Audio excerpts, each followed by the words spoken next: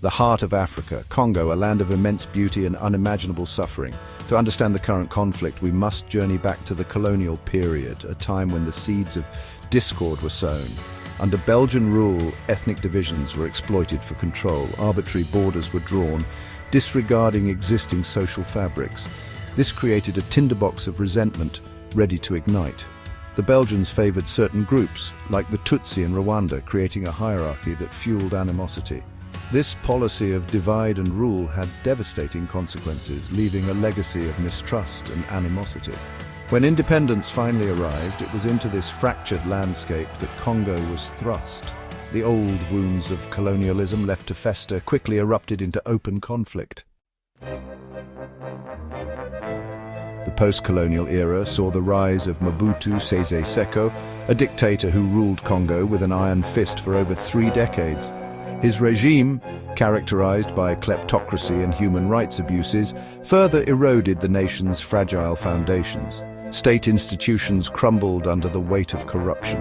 The army, poorly paid and ill-equipped, turned to looting and extortion to survive.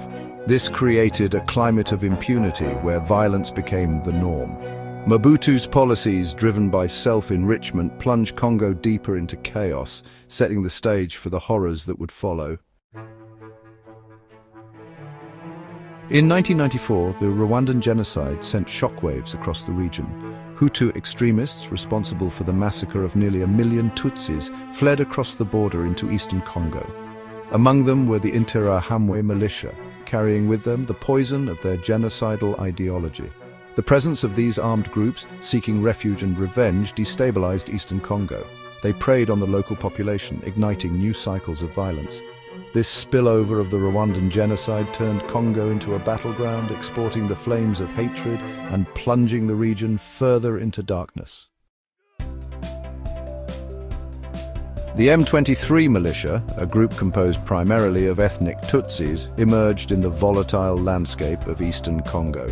Their roots can be traced back to previous rebellions and a failed peace agreement. However, the M23's true power lies in their external support. Rwanda, seeking to exert influence and control over Congo's mineral wealth, has been accused of arming and directing the M23.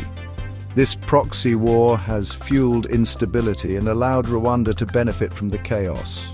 The Congolese army, often ill-equipped and poorly led, has struggled to contain the M23, allowing the conflict to fester and spread. Section 5. The Curse of Riches: How Minerals Fuel Congo's Endless Conflict. Congo's vast mineral wealth, instead of being a blessing, has become a curse. Coltan, gold, diamonds, cobalt, these resources essential for modern technology, have fueled the conflict. Armed groups, both Congolese and foreign, vie for control of mines and smuggling routes. This scramble for resources has led to widespread human rights abuses, including forced labor, child soldiery, and sexual violence. The profits from these conflict minerals finance the warlords and perpetuate the cycle of violence. International efforts to regulate the trade have had limited success, as the lure of riches continues to outweigh the risks. The human cost of the conflict in Congo has been staggering. Millions of lives have been lost and countless more have been displaced. Families torn apart, communities destroyed, and the social fabric of the nation left in tatters. The cry for justice echoes through the valleys and hills as the people seek accountability for the atrocities committed. It's a painful reminder of the heavy toll that war exacts on humanity. The search for peace in Congo has been long and arduous. Despite numerous peace agreements and international interventions, stability remains elusive. The complex web of political, ethnic, and economic interests continues to fuel the conflict. Yet, amidst the chaos, there are glimmers of hope.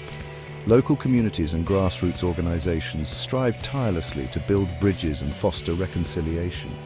The journey towards peace is fraught with challenges, but the resilience of the Congolese people shines through. Achieving lasting peace in Congo requires a multifaceted approach. It involves not just political solutions, but also addressing the root causes of the conflict. Economic development, education, and healthcare are essential components. Strengthening institutions and promoting good governance can pave the way for a more stable future. Moreover, international cooperation and support play a crucial role in sustaining peace efforts. It's a collective endeavor that demands commitment and perseverance from all stakeholders. Justice and accountability are fundamental to healing the wounds of the past. Holding perpetrators accountable and providing reparations to victims can help restore trust in the system. But justice alone is not enough. There must be a concerted effort to build a society where human rights are respected and the rule of law prevails. Amidst the trials, there is hope. The courage of the survivors, the dedication of activists, and the unwavering spirit of the Congolese people inspire a vision of a brighter future. It's a future where justice, peace, and hope coexist, guiding the nation towards a new dawn.